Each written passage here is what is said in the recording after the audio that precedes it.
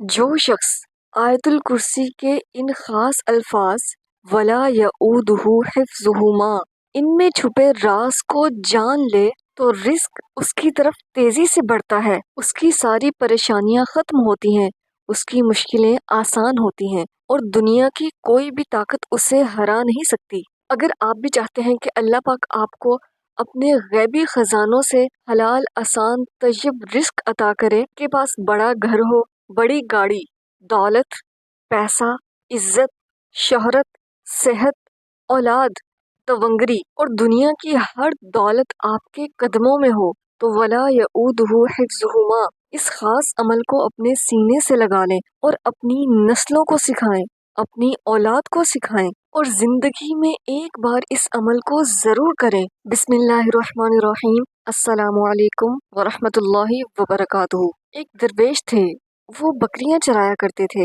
रात को एक जगह उन्हें बांध देते, उन पर आयतुल कुर्सी पढ़कर दम करते और उनके दरमियान सो जाते। फिर एक दिन यूं हुआ, आप सोने के लिए लेटे, आयतुल कुर्सी पढ़नी शुरू की और आंख लग गई। फिर रात के किसी पहर आंख खुली तो सोचने लगे पता नहीं आयतुल कुर्सी मुकम्मल पढ़ी थी या नहीं, तो आपने दोबारा आयतुल कुर्सी मुकम्मल पढ़ ली और फिर से सो गए।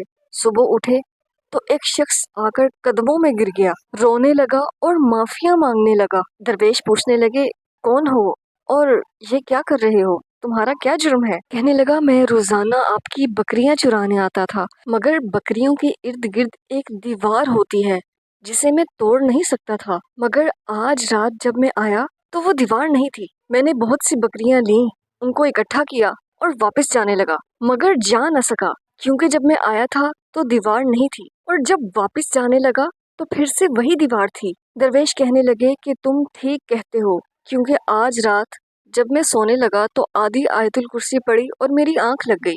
फिर जब मैं उठा तो फिर आयतुल कुर्सी मुकम्मल की। दरवेश कहने लगे कि इसमें मेरा कोई कमाल नहीं, ये सिर्फ आयतुल कुर्सी की बरकत और अल्लाह के नाम की अजमत है। आयतुल कुर्सी की बड़ी ही फजीलत है, इसमें अल्लाह की अजमतों का, अल्लाह की शान का बयान है। एक बुजुर्ग थे, वो बसरा में गए, वहाँ खजूरों का बहुत बड़ा शोबा है, उन्हें वहाँ एक मकान की जरूरत थी। एक मकान था, लोग कहने लगे कि ये मकान खाली है। जब मैं घर के अंदर गया तो घर में जाले लगे हुए थे, वो वीरान किस्म का मकान था।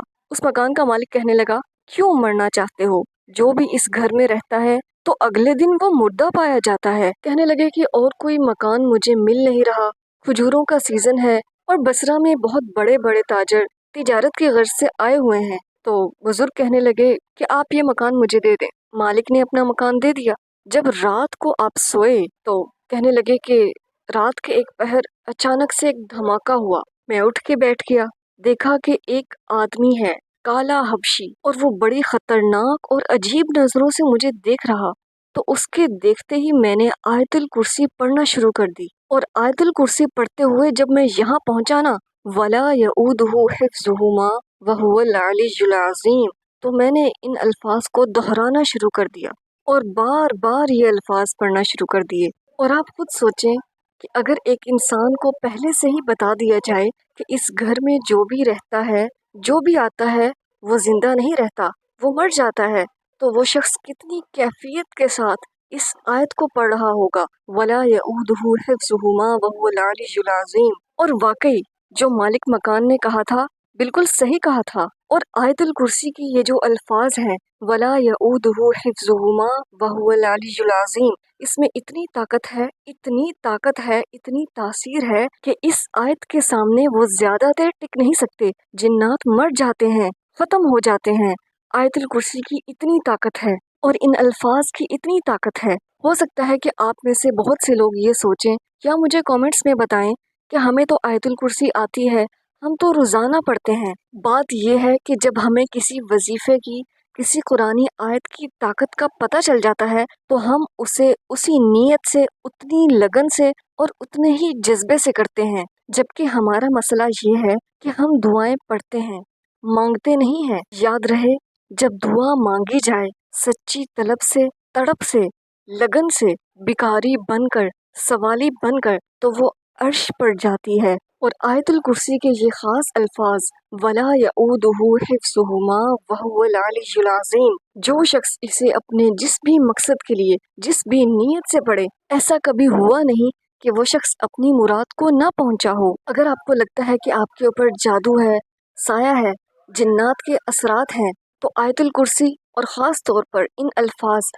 ولا یعودہ حفظہما وہو العلی العظیم اس کو پڑھیں۔ اور اگر آپ کو لگتا ہے کہ آپ کے کاروبار پہ بندش ہے تو یہ الفاظ بہت قیمتی ہیں، اس کو پڑھنے سے رزق پر لگی بندشیں ٹوٹتی ہیں، صحت پر لگی بندشیں ٹوٹتی ہیں، کاروبار پر لگی بندشیں ٹوٹ جاتی ہیں، چاہے کتنی ہی سخت بندشیں کیوں نہ ہوں، پیسوں کی بندش، رزق کی بندش، کاروبار کی بندش، اولاد کی بندش، صحت کی بندش، تو اس آیت کے ذریعے ساری بندشیں ٹوٹتی ہیں۔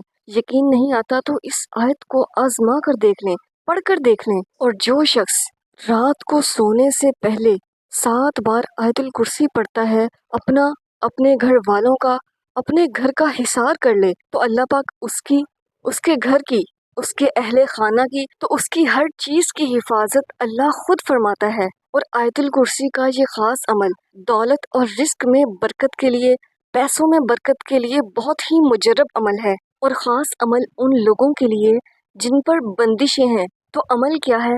عمل نوٹ کر لیں، چند منٹ کا یہ عمل خود بھی کریں اور اپنے گھر والوں کو بھی بتائیں۔ یہ خاص عمل آپ نے فجر کے بعد اور عشاء کے بعد کرنا ہے۔ نماز فجر ادا کرنے کے بعد اپنی جگہ پر بیٹھے رہیں۔ جو بھی آپ کا مقصد ہے، جس مقصد کے لیے آپ یہ وظیفہ کرنے والے ہیں، آپ کی بندشیں ٹوٹ جائیں، آپ کے رزق میں برکت ہو، اللہ آپ کے پیسوں میں برکت دے، اور اللہ آپ کو وہاں سے رزق دے جہاں سے آپ کا گمان بھی نہ ہو۔